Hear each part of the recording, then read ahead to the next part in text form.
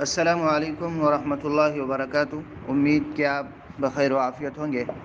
قرآن کریم کی سورہ حجرات کی ایک آیت ہے، اس آیت کا چھوٹا سا ٹکڑا ہے، اس کی میں وضاحت کر رہا ہوں۔ اعوذ باللہ من الشیطان الرجیم ولا یغتب بعضکم بعضا۔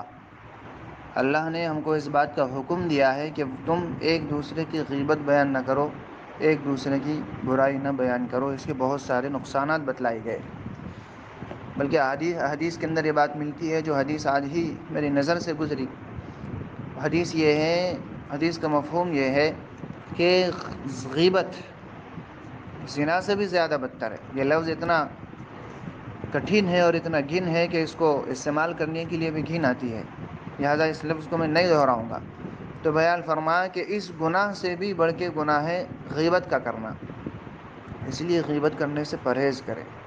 اس لیے بھی اس گناہ سے زیادہ بڑا قرار دیا گیا ہے غیبت کرنے کو، کہ دیکھیے وہ گناہ جس کا میں ابھی نام لیا، وہ گناہ صرف توبہ کر لینے سے ختم ہو جائے گا۔ آپ سچی توبہ کر لیں، رو لے دھو لے اللہ تعالیٰ کے سامنے، وہ گناہ دھل جائے گا۔ لیکن غیبت کا معاملہ ایسا ہوگا کہ آپ صرف توبہ کرنے سے کام نہیں چلے گا، بلکہ آگے والے سے معافی مانگنا پڑے گا جس کی آپ نے غیبت کی۔ اگر وہ معاف کرتا ہے تو آپ کا گناہ اللہ معاف کریں گے، چونکہ یہ حقوق العباد میں سے آتا ہے۔ اگر وہ معاف نہیں کرتا تو پھر آپ کا مسئلہ ٹیڑھا ہو جائے گا، اسی لیے اس کو اس سے بھی زیادہ سنگین گناہ قرار دیا۔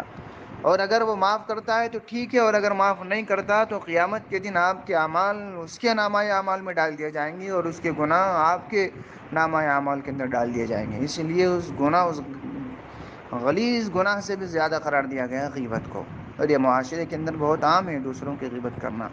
اس لیے خطائی دوسرے کی غیبت نہ کرے۔ اگر اس کی کسی کے اندر برائی ہیں تو اسے مل کر کے اس کو سمجھا لیں، اس کو بتلا دیں۔ ہاں، اگر وہ مانتا ہے، اپنی اصلاح کر لیتا ہے تو اس کا فائدہ نہ کرتا ہے تو اس کا نقصان۔ ہم کوئی خدا نہیں ہے کہ ہم اس کے بارے میں کچھ بھی لوگوں کو بولتے رہیں، ہے کیا؟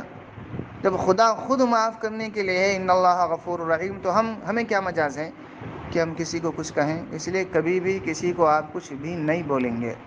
ہاں، غیبت بہت سنگین گناہ ہے۔ اور دوسرا اس کا یہ ہوگا، غیبت کرنے کی وجہ سے توڑ پیدا ہوگا۔ ظاہر سی بات ہے، اس کو پتہ چلے گا تو وہ آپ کے بارے میں آپ کی برائی کرنے لگے گا، پھر آپ اس کی برائی کرنے لگیں گے، اس طرح اس کے کچھ اور آپ کے کچھ، ایک دوسرے کی برائیاں کرنے لگ جائیں گے، تو پھر کیا ہوگا؟ توڑ پیدا ہوگا۔ اور میرے نبی رحمت صلی اللہ علیہ وسلم، یعنی ہم سب کے نبی رحمت صلی اللہ علیہ وسلم کا مشن لوگوں کو توڑنا نہیں تھا، بلکہ ٹوٹے ہوئے لوگوں کو جوڑنا آپ کا مشن تھا۔ تو پتہ چلا کہ غیبت کی وجہ سے اخروی نقصان بھی ہوگا کہ ہمارے اعمال خاکستر ہو جائیں گے، اور دنیاوی نقصان بھی ہوگا کہ آپس میں توڑ پیدا ہوگا۔ اس کے بہت سارے نقصانات ہیں۔ اس لیے ہر دل عزیز ساتھیوں، اس آیت کے اوپر عمل کریں کہ کوئی کسی کی برائی نہ کریں۔ اگر واقعی آگے والے کے اندر کچھ برائی ہوں تو اسے شخصی طور پر مل کر کے اس کو بات بتلا دیں کہ بھئی تمہارے چہرے پہ دھبا ہے، آپ صاف کر لو، تو وہ صاف کر لے گا، معاملہ ختم ہو جائے گا۔ اللہ رب العزت سے دعا ہے کہ عمل کرنے کی توفیق عطا فرمائے۔ محمد الیاس احمد قاسمی بودھن۔ السلام علیکم۔